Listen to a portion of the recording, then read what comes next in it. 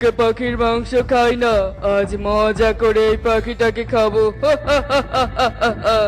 আমি আর অপেক্ষা করতে পারছি না।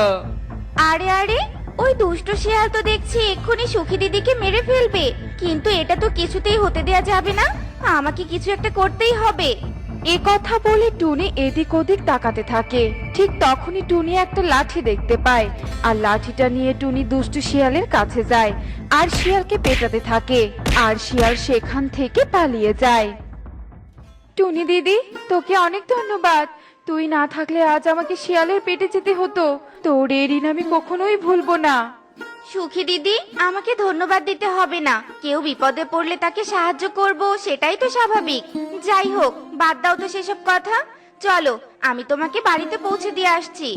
এরপর টুনি সুখী পায়রাকে তার বাড়িতে পৌঁছে দেয়, আর এভাবেই সেই দিন কেটে যায়।